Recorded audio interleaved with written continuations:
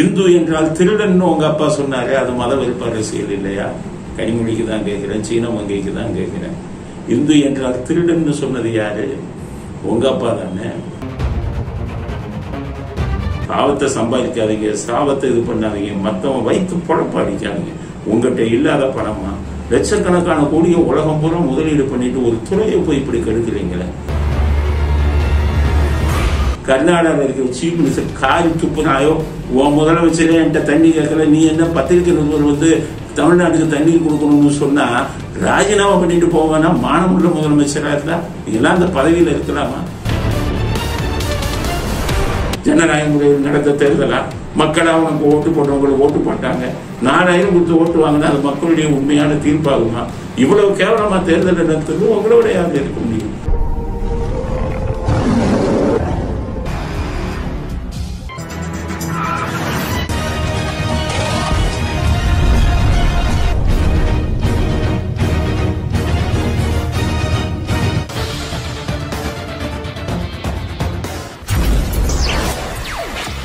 வணக்கம்.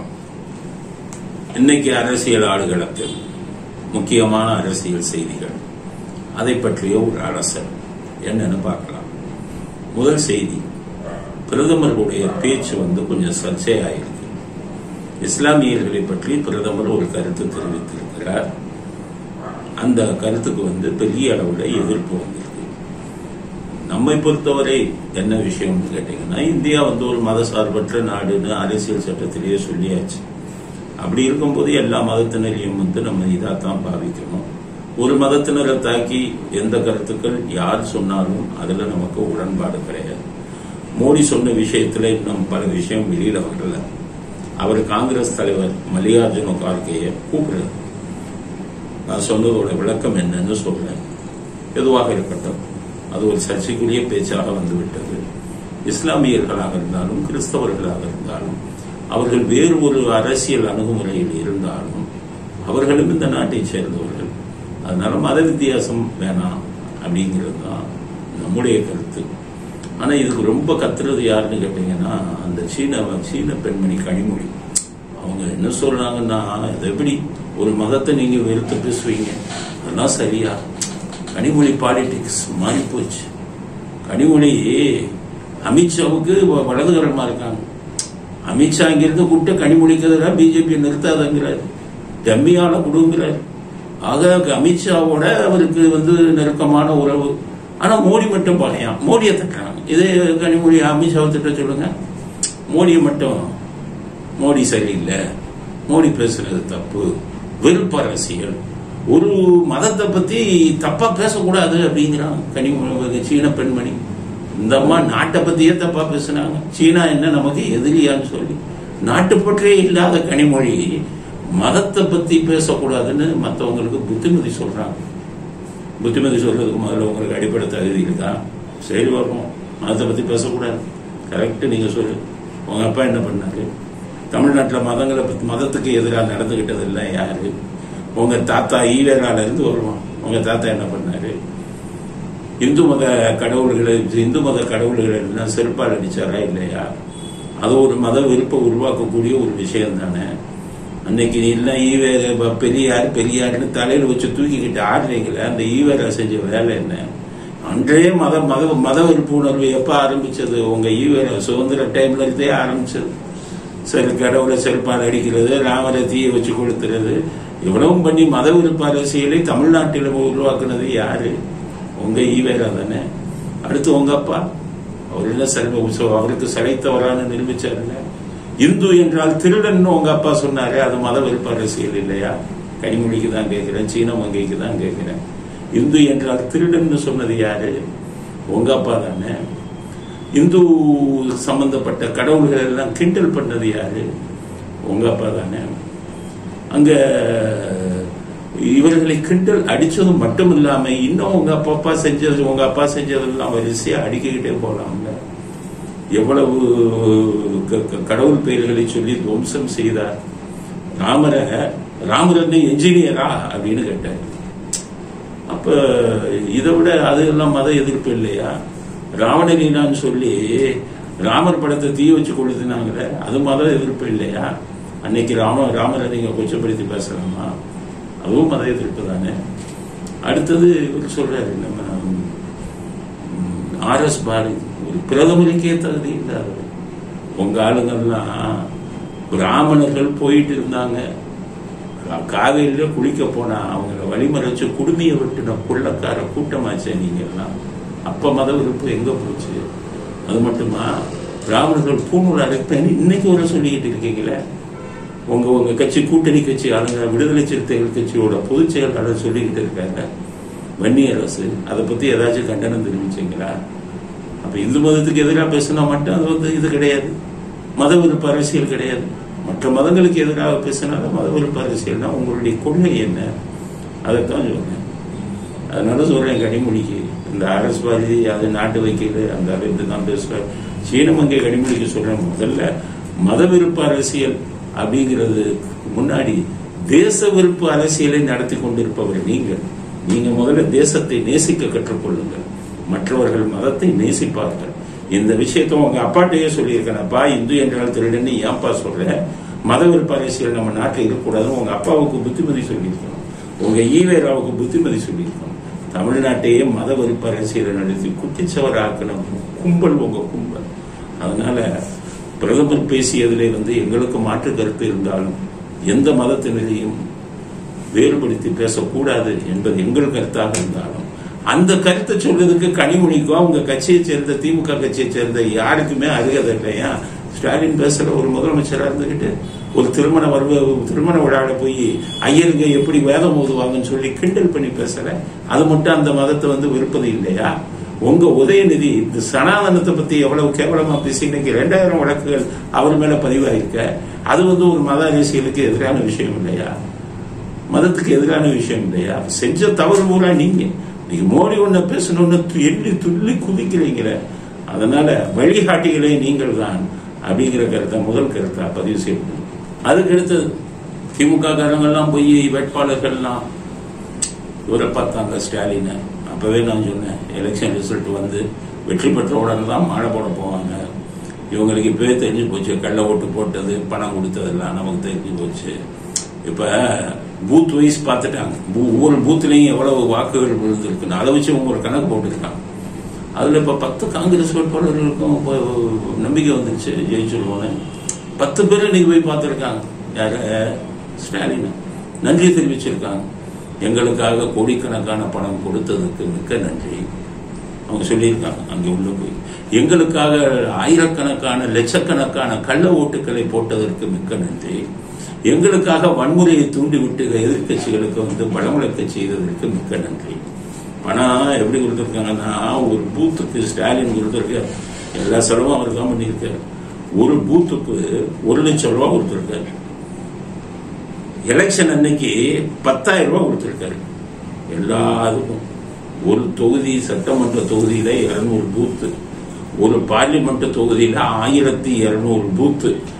ஆக ஒவ்வொரு பூத்துக்கும் 1 லட்சம் பிளஸ் 10,000, 1,10,000 கொடுத்தா ஒரு MP தொகுதிக்கு எத்தனை கோடி ஆகுது பாத்துக்காங்க.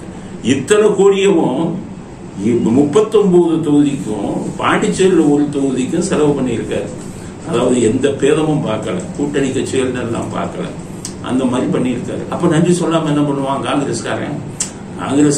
ஒரு தனியா நின்னா 1% வராது. அந்த கட்சியா வச்சிருக்கான், தொண்டர்களா இருக்கு, காரி துப்புறான். எப்ப பார்த்தாலும் அந்த 10 பேருக்கு தான் சீட்டு. அது எப்ப பார்த்தாலும் டெல்லியில தான் சீட்டு கொடுப்பாங்க. தொண்டரே அங்க இல்ல. அதனால அவனுக்கு 10 MP கிடைச்சு போச்சா? இவரை கொள்ளையடிச்ச பணத்துல இருந்து தாராளமா செலவு பண்ணியிருக்காங்க.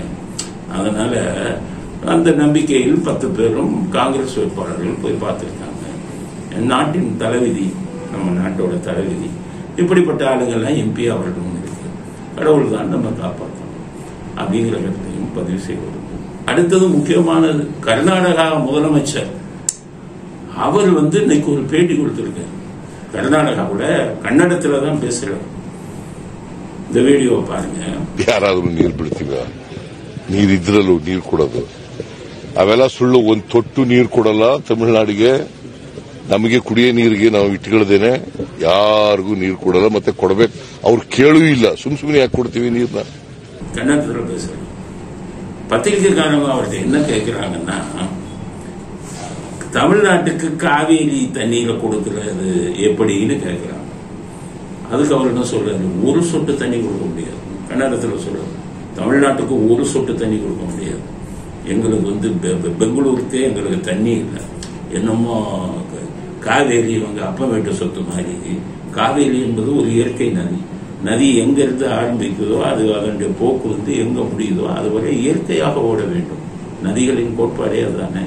இவங்க ஒரு நதியை பிடிச்சுக்கிட்டு எல்லாத்தையும் வழியில் இது பண்ணி இயற்கையின் கோட்பாடை அழித்தால் நிச்சயம் அதற்கான தண்டனை கர்நாடக அரசாங்கத்துக்கும் அந்த அரசியல்வாதிகளுக்கும் சேரும். அதுல சந்தேகமே இல்லை. குடிக்கிற தண்ணி, விவசாயத்துக்கு பண்ற தண்ணி, ஏதோ முட்டாள் அரசியல்வாதிகள் நம்ம ஆண்டாங்க. கருணாநிதி 1974 காவேரி ஒப்பந்தம் முடிவடைஞ்ச உடனே அதை புதுப்பிக்காம அதுக்கப்புறம் இவங்க குறுக்கே அணை கட்டின விஷயத்தெல்லாம் கவினி இதெல்லாம் கட்டினதெல்லாம் கண்டுக்காம விட்டு இன்னைக்கு நம்ம தமிழ்நாட்டையே பாலைவனமாக்கிட்டாரு. ஒரு காலத்துல டெல்டாங்கிறது வளம் குளிக்கக்கூடிய ஒரு மாவட்டம். அதை புறம் குட்டிச்சவரம், திருச்சி, தஞ்சாவூர், புதுக்கோட்டை எல்லாத்துக்குமே கொடுத்து தமிழ்நாட்டினுடைய உணவு தேவை, இந்தியாவுடைய பெரும்பாலான உணவு தேவையை தீர்த்து வைத்தது இந்த டெல்டா. அப்ப கருணாநிதி இவ்வளவு பண்ணாரு, பண்ணி குட்டிச்சவராகிறாரு. பையன் கூட வரா. கருணாநிதி 1974 அணை கட்டும் போது சும்மா இருக்காரு. அப்ப 77 எம்ஜிஆர் இருந்தார்.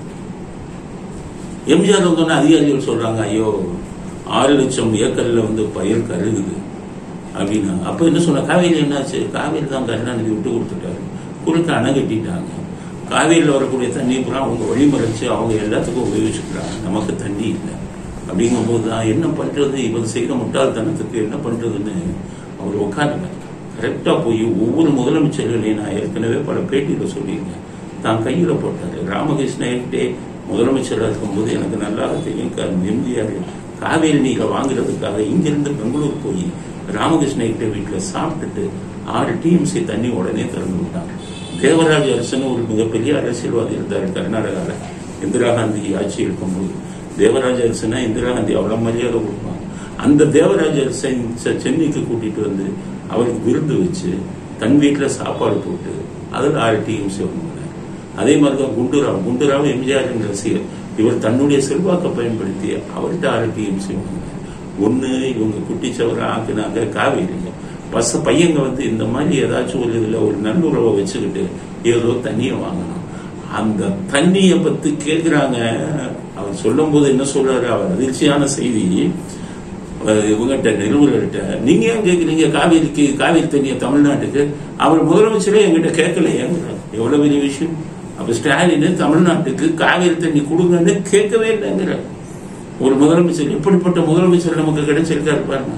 அங்க இருக்கிற சிவகுமார் நீர்ப்பாசன மந்திரி, என்னுடைய மேகதூதனை கட்டாம நான் இது பண்ண மாட்டேன், அது என்னுடைய அரசியல் வாழ்க்கையில அதுதான் மைல்கல்லுங்கிறான். இங்க ஒரு கோமாளி ஜோக்கரு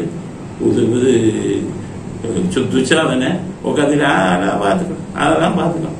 ஜெயலலிதா என்ன பண்ணாங்க, எத்தனை தடவை சுப்ரீம் கோர்ட்டுக்கு போனாங்க. காவேரியில தண்ணி திறந்து உள்ளோன்னு ஜெயலலிதா உண்ணாவிரதம் இருந்தாங்கல்ல, சென்னையில எழிலகத்துக்கு முன்னாடி உண்ணாவிரதம் இருந்தாங்கல்ல, எத்தனை தடவை சுப்ரீம் கோர்ட்டுக்கு போனாங்க. காவேரி நதிநீர் ஆணையம் அமைச்சதெல்லாம் கெசட்ல கொண்டு வரவரை அவங்க அவ்வளவு உடமையான முயற்சிகளை செஞ்சாங்களே.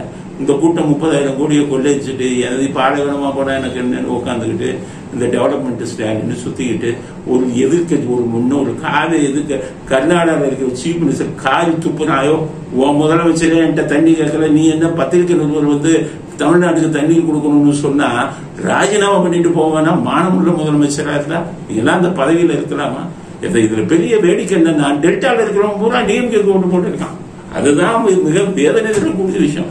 டெல்டால இருக்கிறவங்க திருந்த மாட்டாம இருக்க உங்களை குட்டிச்சவராக்கி உங்களுடைய எதிர்கால வாழ்க்கையவே கேள்விக்குறியாக்குனது கருணாநிதி. இன்னைக்கு இருக்கக்கூடிய அவருடைய பையன் ஸ்டாலின் தானே. நீங்க எல்லாம் போய் திருப்பி அவங்களுக்கே ஓட்டு போட்டீங்கன்னா உங்களுக்காக பேசி பிரயோஜனம் இல்லையே. நீங்க திருந்தாத ஜென்மங்களா இருக்கீங்களே. அப்படிங்கிறத மனவேதனையுடன் பழைய விஷயங்கள் எல்லாம் பார்க்கும்போது மனவேதனையுடன் இந்த கருத்தை பதிவு செய்ய விரும்புகிறோம். நம்ம இந்த பிளே பாய் ராகுல் காந்தி அறிக்கை விட்டிருக்காரு. நாங்க ஆட்சிக்கு வந்தா மோடியின் நண்பர்களிடமிருந்து 90% பணத்தை மீட்டு எல்லாருக்கும் கொடுப்பாங்களாம் இந்திய மக்களுக்கு. பிளே பாய்ங்கிறது அரசியல் ஞானம்ங்கிறதே தெரியாத ஆளு. இந்த ராகுல் காந்தி இப்படிலாம் பேசலாமா? நான் என்ன சொல்றேன், ராகுல் காந்திக்கு மோடியின் நண்பர்கள்ட்ட இருந்து நீங்க வாங்குறது இது பண்ணி கொடுக்கறது இருக்கட்டும், உங்க நண்பர்கள் இருக்காருல்ல ஸ்டாலின் அண்ட் கோ 1,00,000 கோடிக்கு மேல ஊரை கொள்ளையடிச்சு வெளிநாடுகளில் முதலீடு செஞ்சிருக்க. முதல்ல உங்க நண்பர்கள்ட்ட இருந்து மக்கள் பணத்தை கொள்ளையடிச்சாங்கல்ல, அந்த பணத்தெல்லாம் வாங்கி நீங்க முதல்ல கொடுங்க தமிழ்நாட்டுக்கு. இந்த லட்சணத்துல ஒரு மோடி நண்பர்கள்ட்ட இருந்து வாங்கி கொடுக்க போறாங்க. உங்க நண்பர்கள் யோகியமா இல்ல நீங்க உங்க அம்மா யோகியமா? 1,76,000 கோடி இதுல அடிச்சங்கிற கொள்ளை 2Gல உங்க அம்மாவுக்கு எத்தனாயிரம் கோடி கொடுத்தாங்க? பிளே பாய் போய் இதுல பாருங்க, எத்தனாயிரம் கோடி கொடுத்தாங்க உங்களுக்கு பங்கு. அதுக்கு அந்த நீங்க வாங்கின பங்கெல்லாம் திருப்பி நாட்டு மக்களுக்கு முதல்ல கொடுங்க. திமுகவுக்கு பங்கு கொடுத்தீங்கல்ல 25,000 கோடி 30,000 கோடின்னு, அந்த பங்கு பூரா நாட்டு மக்களுக்கு திருப்பி கொடுங்க. அதுக்கப்புறம் மோடி ஃப்ரெண்டு யார்? நான் என்ன சொல்றேன், மோடி தப்பு பண்ணிட்டாரு, மோடி கொள்ளையடிச்சிட்டாரு, மோடி கொள்ளையடிச்ச பணத்திலிருந்து நான் திருப்பி வாங்கி கொடுக்குறேன்னு சொல்லுங்க. உங்களுடைய சவாலை ஏத்துக்கிறேன். மோடி நண்பர்கள் யாரு சொல்றது? அதானி, ரெண்டாவது இவங்க ரிலையன்ஸ் அம்பானி, இவங்க 2 பேர் தான் சொல்றாரு பிளே பாய். நான் நல்லா யோசிச்சுக்கோங்க. அதானி யார்? அவங்க ஒரு தொழிலதிபர். அவன் பெரிய தொழில் வச்சு நடத்துறவன், பிசினஸ் வச்சு நடத்துறவன், அரசாங்கத்தை கொஞ்சம் கையில போட்டுக்கிட்டு லாபம் சம்பாதிப்பான். தொழில் எல்லா தொழிலதிபர்களும் செய்யறது தானே. அம்பானி உலகமாக கோடீஸ்வரர், அவர் நிறைய கம்பெனி வச்சிருக்காரு. அரசாங்கத்தை கொஞ்சம் இது பண்ணிக்கிட்டு ரெக்கமெண்டேஷனை பிடிச்சி அவர் இதை தொழிலை இது பண்ணி சம்பாதிப்பாங்க. அவங்க எல்லாம் சம்பாதிச்சது மக்கள் பணத்தை கொள்ளையடிச்சா சம்பாதிச்சாங்க, அவங்களுடைய பிசினஸ்ல சம்பாதிச்சாங்க. அம்பானி எல்லாம் எவ்வளவு பெரிய பிசினஸ் பண்ணிக்கிட்டு, பிசினஸ் எம்பையர். அதான் இவங்க எல்லாம் அவங்க மக்கள் பணத்தை கொள்ளையடிக்கலையே. அந்த 2 அவருடைய மோடி நண்பர்கள்ட்ட நீங்க வாங்கி மக்களுக்கு கொடுப்பீங்கன்னா, உங்கால கூட இருக்கிறவங்க இத்தனை லட்சக்கணக்கான கோடி மக்களுடைய வரி பணத்தை கொள்ளையடிச்சுட்டு தானே வெக்கம் இல்லாம ஆட்சி பொறுப்புல இருக்காங்க. ஒரு பிளே பாய்க்கு ஒரு அறிவானா? முதல்ல நாட்டு மக்கள் பணத்தை கொள்ளையடிச்சதை வாங்கி கொடுங்க, உங்க நண்பர்களிடமிருந்து வாங்கி கொடுங்க. அதுக்கப்புறம் நீங்க மற்றவங்களை பத்தி பேசலாங்கிறத பிளே பாய் ராகுல் காந்திக்கு நாங்க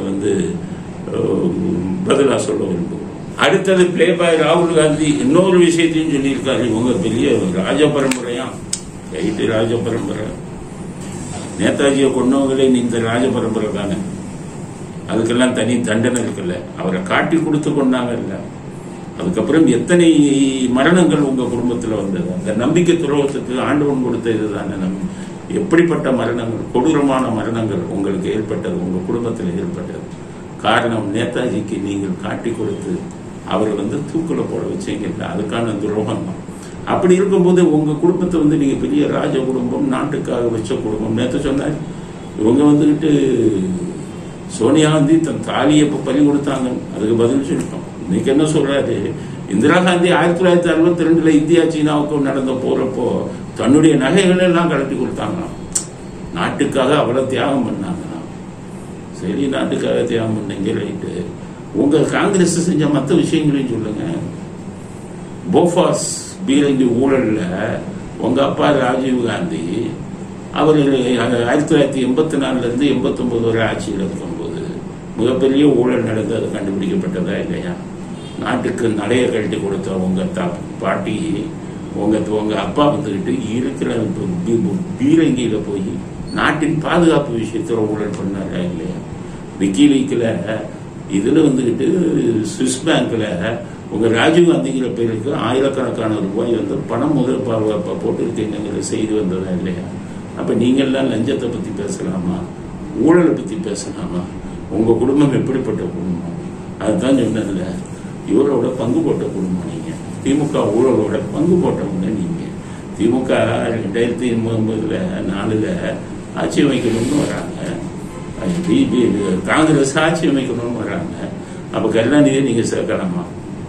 ஊழலை பத்தி நீங்க இது கொடுக்கறவங்க பேசுறதுக்கு தகுதி உள்ளவராக இருந்தால் அன்னைக்கு 2004 நீங்க கருணாநிதியை ஆட்சி பொறுப்புல சேர்க்கலாமா? ஏன்னா அந்த கருணாநிதி தான் ராஜீவ்காந்தி கொலைக்கு இத காரணமாக இருந்தார், அவரை கூப்பிட்டு விசாரிங்கன்னு சொல்லி ஜெயின் கமிஷன் சொன்னதுக்கு அப்புறமும் கருணாநிதி எதுக்காக சேர்த்தீங்க? பதவி ஆசைக்காக சேர்த்தீங்க. ராஜீவ்காந்திக்கு உங்கள் குடும்பம் செய்த மிகப்பெரிய துரோகம் கருணாநிதி அன்னைக்கு இதுல சேர்த்தது. சரி, கருணாநிதியை சேர்த்தீங்கல்ல, கருணாநிதி என்ன பண்ணாரு, எனக்கு இந்த மந்திரி கொள்ளையடிக்கக்கூடிய இதுவா கேட்டாரு லாக்காவை, எனக்கு இந்த இது கொடுங்க, ஐடி இது கொடுங்க, கொள்ளையடிக்கக்கூடிய லாக்காவா கொடுத்தாரு. நீங்க லஞ்சம் ஊழலுக்கு எதிரானவர்களாக இருந்தால் என்னப்பா கொள்ளையடிக்கிறவர்கள் லாக்காவெல்லாம் கேட்கிற, கொடுக்க முடியாதுன்னு சொல்லியிருக்காங்க. அதுக்கப்புறம் அவருக்கும் அதை கொடுத்து இவருக்கு டிஆர் பாலுக்கு ஷிப்பிங் மினிஸ்டர் கொடுத்தீங்க. சேது சமுத்திர திட்டத்தில் மிகப்பெரிய ஊழல் நடந்தது. ராசாவுக்கு போய் அந்த மன்மோகன் சிங்கிற ஒரு இந்த மனிதரை பொம்மையை உட்கார வச்சுட்டு ராசாவுக்கு போய் ஐடி கொடுத்து அதை கொள்ளையடிக்க வச்சுங்க.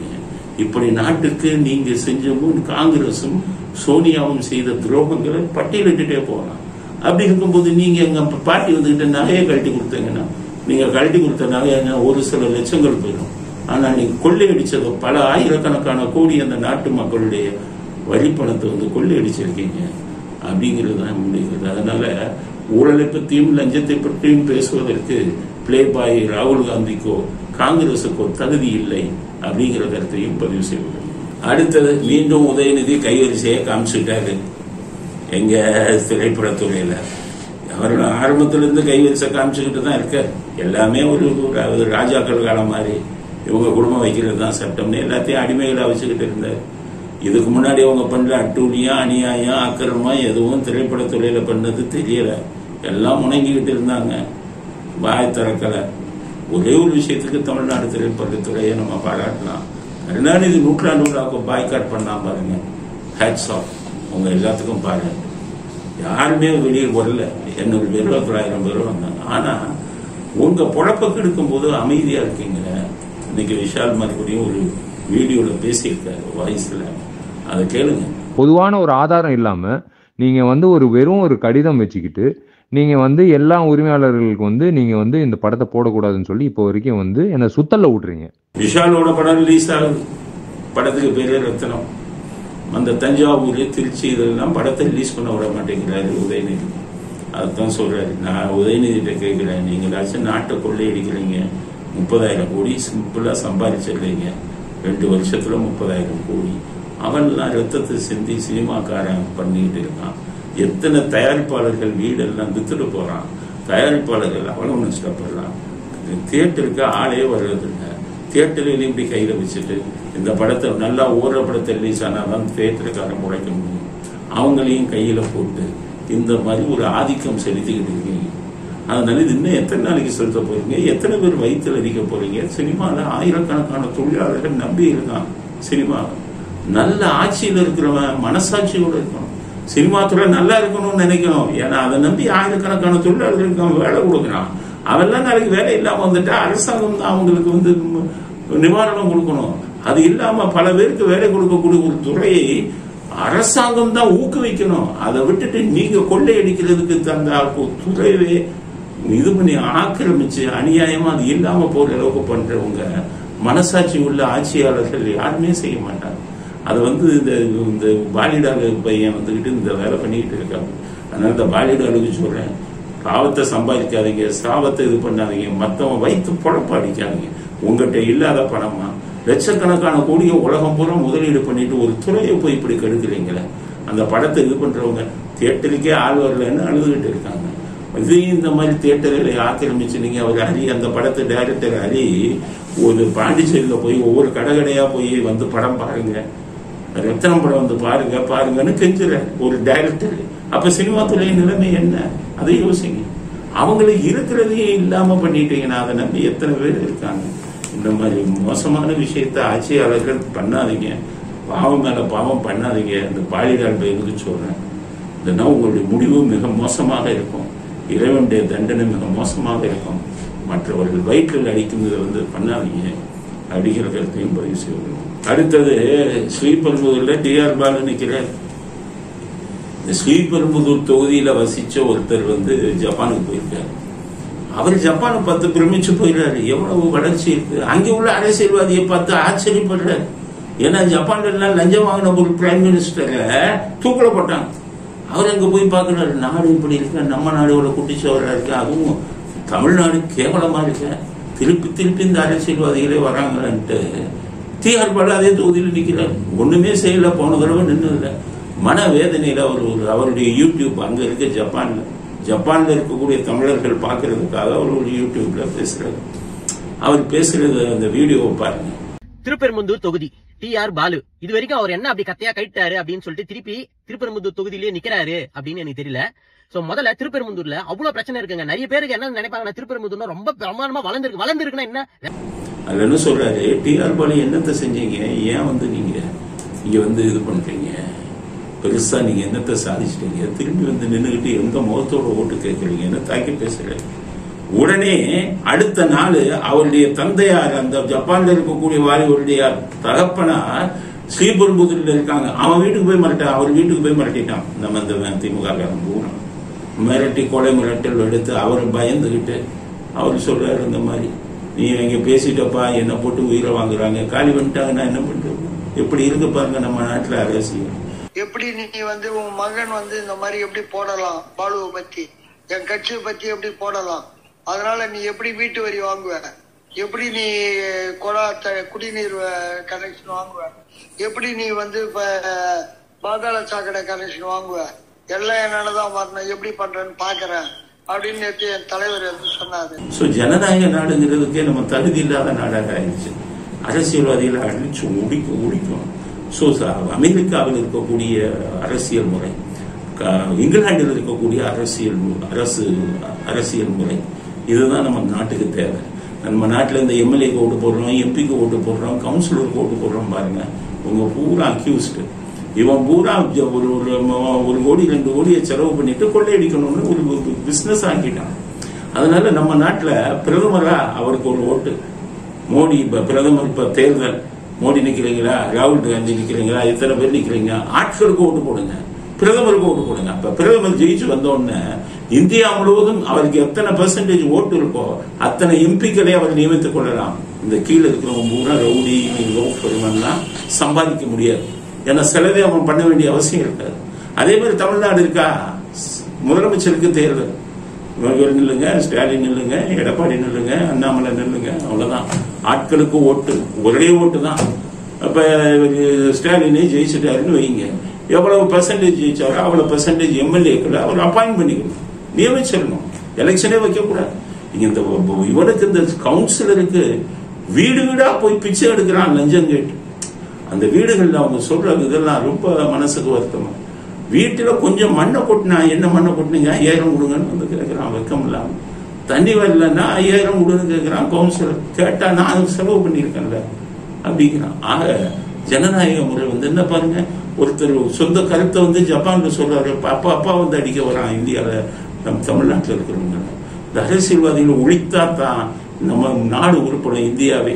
அதுவும் தமிழ்நாட்டில் இருக்கிற அரசியல்வாதி பூரா அயோக்கிய பசங்களா இருக்கான். மற்ற மாநிலமாச்சும் பரவாயில்ல. நேற்றே சொன்ன இந்த விஜயை எப்படி மிரட்டுறாங்க. எந்த மாநிலத்திலும் இவ்வளவு கேவலமான அரசியல் இல்லை, இவ்வளவு கேவலமான அரசியல்வாதிகள் இல்லை. இப்ப பாருங்க, அந்த திருமாவளவன் அவர் சொல்றாரு, நான் முதலே சொன்னேன், எலெக்ஷன் வந்த உடனே நேரம் போய் சிதம்பரம் கோயிலுக்கு போய் தீட்சிதர்களுக்கு பொன்னாட போத்தினாரு. அதுக்கு அடுத்தது பெருமாள் கோயிலுக்கு திமுக மந்திரி பன்னீர்செல்வத்தை கூட்டிட்டு போய் சூடம் போத்துறாங்க, தொட்டு கும்பிட்டாரு. பெருமாளை கும்பிட்டுட்டு எலெக்ஷன் முடிஞ்ச உடனே சொல்றாரு, மோடியை ராமர் நினைத்தாலும் காப்பாற்ற முடியாது. ராமர் கிண்டல் செட்டாக பாருங்க, கிண்டல் செட்டாப்ல இனி ராமரால் கூட பாரதிய ஜனதாவை காப்பாற்ற முடியாது, மோடி அரசை காப்பாற்ற முடியாது. ஓட்டு முடிஞ்ச உடனே அரசியல்வாதி தம்பத்தியை காமிக்கிறாங்கல்ல.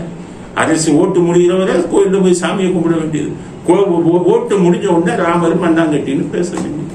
இப்படிப்பட்ட அரசியல்வாதிகள் இருந்தால் இந்த நாடு எப்படி ஓட்டணும்?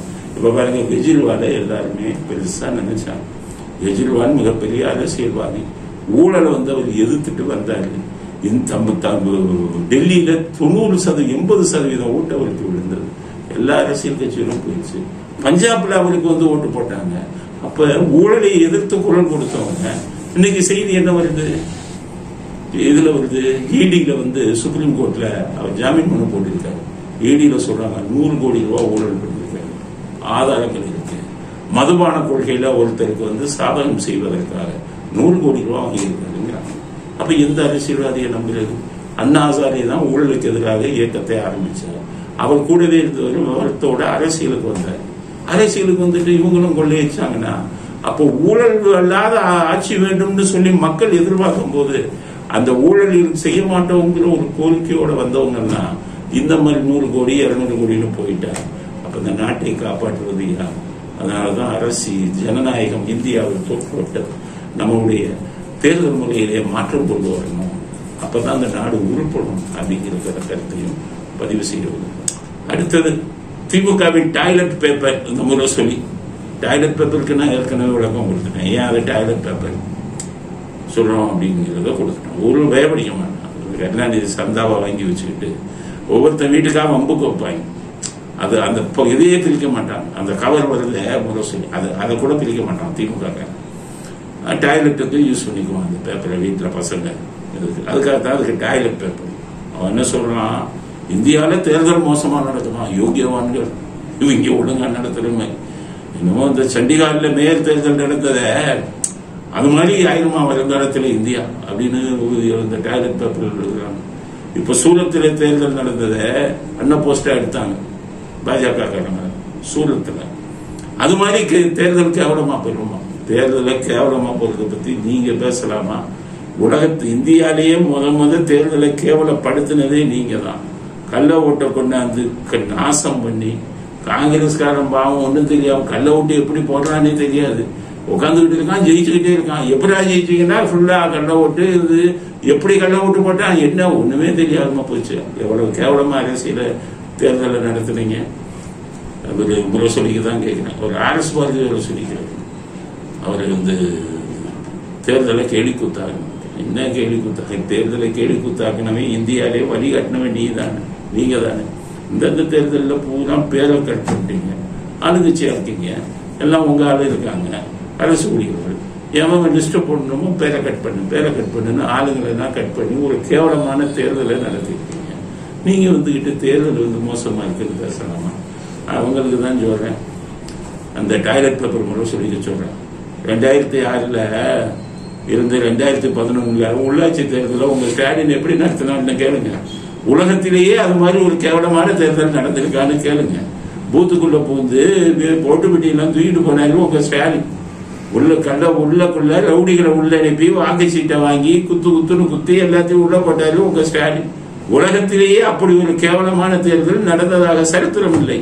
அப்படிப்பட்ட கேவலமான தேர்தலை நடத்தி காட்டிய நீங்கள் என்னமோ சூரத்தில் இது பண்ணிட்டாங்கன்னா ஒரு எம்பிக்கு ஒரு எம்பி போஸ்டுக்கு ஒரு போஸ்டுக்கு, அதாவது காங்கிரஸ் வேட்புமனு செல்லாதுன்னு சொல்லிட்டாங்கன்னா, அப்புறம் ஏதோ இந்த சண்டிகார்ல மேயர் தேர்தலில் ஓட்டு எண்ணிக்கையில் இது பண்ணிட்டாங்க. இது மாதிரி ஆயிரக்கணக்கான லட்சக்கணக்கான மோசடியை பண்ணினாலுங்க நீங்க.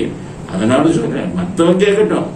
சூரத்து இதுல தேர்தலில் முறைகேடு நடந்திருக்கு சொல்லுங்க, வேற ஆளு கேட்கட்டும். திமுக காரன் கேட்காத, ஸ்டாலின் கேட்காது. உங்க அப்பா உங்க பரம்பரையே இப்படித்தான் தேர்தலை நடத்தினீங்க. இன்னைக்கும் கேவலமான தேர்தலை நடத்தி வெக்கம் இல்லாம மக்கள் எனக்கு ஓட்டு போட்டான்னு சொல்லி சீஃப் மினிஸ்டர் உட்காந்துக்கிட்டு இருக்கீங்க. ஜனநாயக முறையில் நடந்த தேர்தலா? மக்களா உனக்கு ஓட்டு போட்டவங்களுக்கு ஓட்டு போட்டாங்க. 4000 கொடுத்து ஓட்டு வாங்கினா அது மக்களுடைய உண்மையான தீர்ப்பாகுமா? இவ்வளவு கேவலமா தேர்தலை நடத்துறது உங்களோட யாரு இருக்க முடியும்? அதனாலதான் முரசொலி டாய்லெட் பேப்பருக்கு உங்களுடைய இதை தெரிவிச்சுக்கிறோம். உண்மையை எழுதுங்க, உங்களை பத்தியும் எழுதுங்க. நீங்க சாத்தான் வேதம் ஓதக்கூடாது அப்படின்னு quoted by devils scriptures, quoted by devils இங்கிலீஷ்ல சொல்லுவாங்க. சாத்தான்கள் வேதம் ஓதுறது, அந்த சாத்தான்கள் வேதம் ஓதுற மாதிரிதான் முரசொலி இந்த செய்தியை போட்டிருக்காங்க கருத்தையும் தெரிவித்துக் கொள்கிறோம். இத்துடன் இன்றைய அரசியல் நாடுகளத்தின் செய்திகள் நிறைவடைகிறது. மீண்டும் நாளை புதிய செய்திகளுடன் உங்கள் அனைவரையும் சந்திக்கிறோம். நன்றி, வணக்கம், ஜெய்.